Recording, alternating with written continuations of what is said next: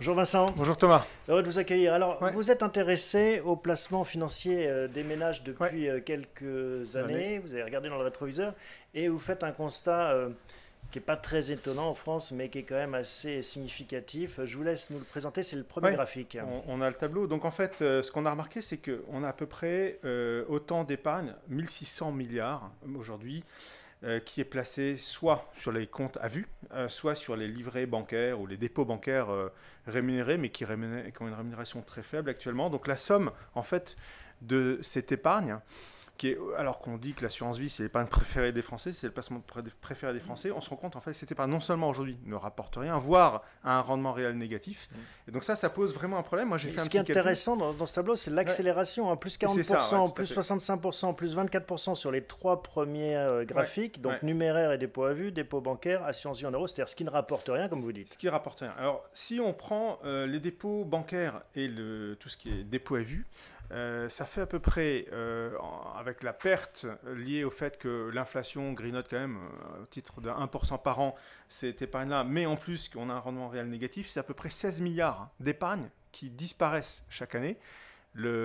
Pour indication, le plan hôpital du gouvernement, c'est 10 fois le plan hôpital des fonds qui sont recherchés aujourd'hui pour faire en sorte que les hôpitaux puissent être à la hauteur de ce qu'on attend dans un pays comme la France. Et donc, je pense que c'est important que les gens considèrent qu'aujourd'hui, ils ont trop longtemps attendu, trop longtemps laissé de l'argent dormir.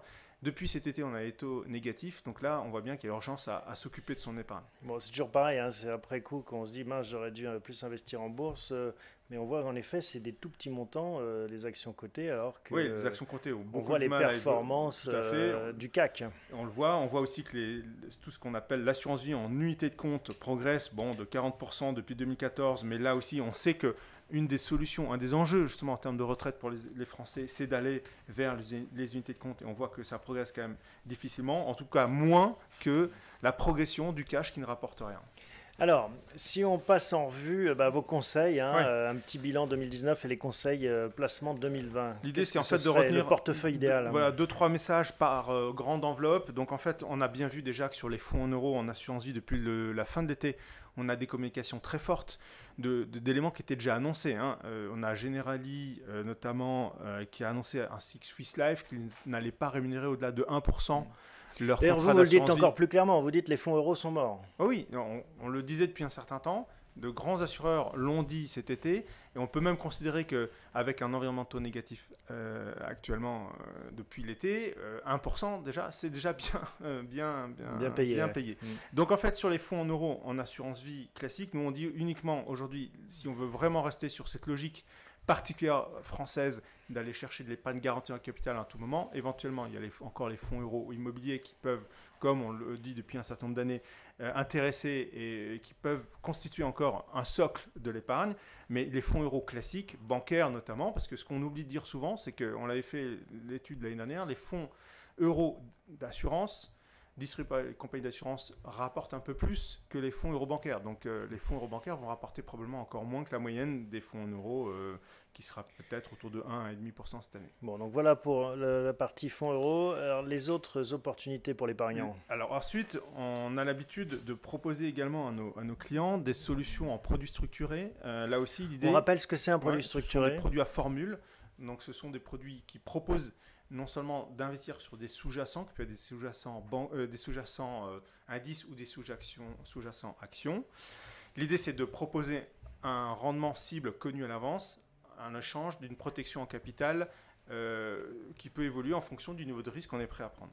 Et les deux messages qu'on souhaiterait faire passer aujourd'hui sur ce type d'actifs, c'est qu'on peut aller chercher des rendements entre 4 et 6%, à condition d'avoir également en face une protection en capital qui peut évoluer entre 30 et 40% selon les 30 les et 40% de quoi alors?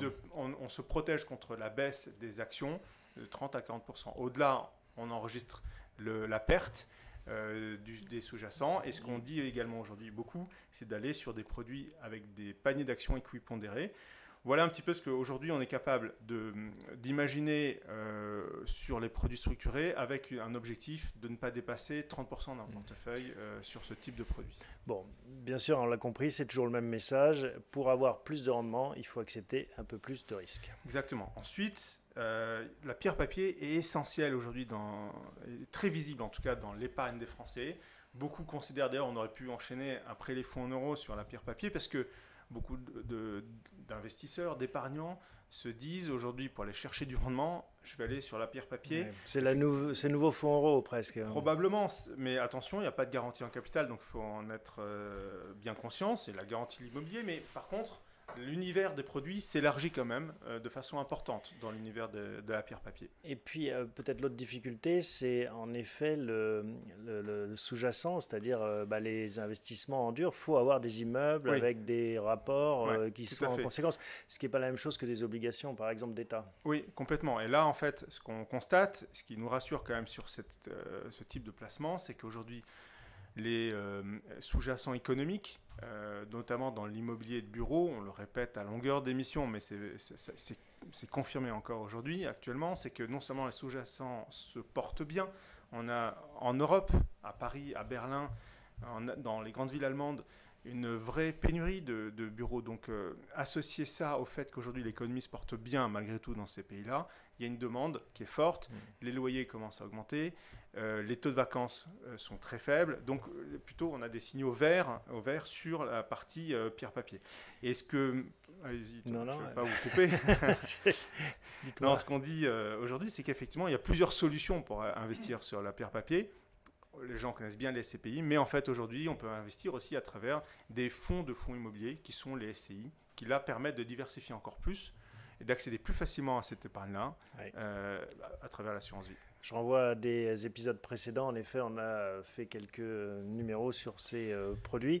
Un nouveau venu dont on a parlé il y a peu de temps, qui est né avec la loi Pacte, le plan épargne retraite, le PER. Alors tout à fait, on en a parlé d'ailleurs le mois dernier, me semble-t-il. Le PER est une logique aujourd'hui intéressante, qui répond vraiment à une attente forte et qui est devenue assez attractif à travers notamment la logique du choix entre sortie en capital ou sortie en rente.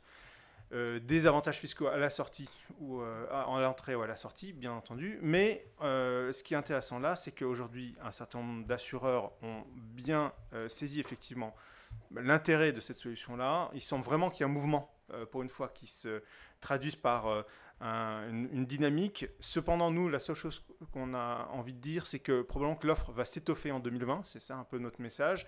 Il y a déjà quelques solutions avec des supports, une offre de support très large, assez proche de ce qu'on trouve en assurance vie. Cependant, on s'attend en 2020 à avoir d'autres assureurs qui vont venir sur le marché. Et donc là, on sera en mesure de proposer une offre élargie et encore plus attractive que celle qu'on a pu trouver en fin d'année. Bon, on aura l'occasion d'en reparler. Et puis, dernier compartiment, Private Equity Assurance Vie. Voilà, alors cette année, un peu comme sur le PER, le plan épargne retraite, tout ça a été drivé par l'arrivée de la loi Pacte, qui a lancé pas mal de nouveaux piliers dans le domaine de l'épargne. L'autre pilier à côté du plan épargne retraite, c'est le fait que le private equity, donc investir sur des véhicules non cotés en bourse, est plus accessible maintenant à travers l'assurance vie. Et notamment, on a vu apparaître des produits qui ont notamment Primo Pacte, qui offrent une liquidité à tout instant. Cependant, ce qu'on se dit aussi, c'est qu'à travers la loi Pacte, effectivement, aujourd'hui, on peut investir de façon plus importante, on paye jusqu'à 50% au-delà d'un encours de 100 000 euros en assurance vie. Ça nous semble quand même probablement un peu risqué, donc il ne faut pas dépasser 10-15%. Ceci dit, cette dynamique-là nous laisse penser qu'en 2020, un certain nombre d'autres véhicules vont arriver sur le marché et permettront là de diversifier son épargne en private equity. Bon, on le comprend bien, c'est un univers qui est mouvant, qui bouge, qui s'adapte finalement à ces conditions de taux négatifs ou nuls. Complètement. Il y a des solutions. Il y a des solutions parce que c'est le job. Beaucoup de Français pensent qu'il n'y a pas de solution. Ouais, il y en a. Et il y en a, c'est la démonstration faite. On va voir le tableau qui résume tout ce qu'on s'est dit là. Et je vous invite à faire un petit arrêt sur image si vous regardez cette vidéo en replay, comme ça vous pouvez rentrer dans le détail. Et pour plus d'informations, bien sûr, allez sur le site bienprévoir.fr ou appelez directement les équipes qui vous donneront toutes les explications idoines. Mais on le voit en effet, beaucoup de choses se passent en termes d'épargne, de patrimoine, et il devrait s'en passer encore beaucoup en 2020. Et on sera là pour les proposer. Voilà, pour les commenter. Voilà. Merci Vincent. Merci, à bientôt. À l'année prochaine. Fin d'année.